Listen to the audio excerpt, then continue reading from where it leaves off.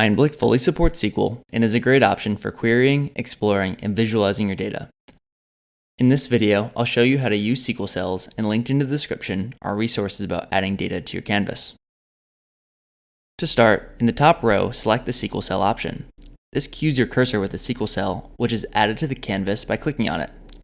Alternatively, you can press the S key on your keyboard to cue a SQL cell, then click the canvas in a different spot where you want to add it.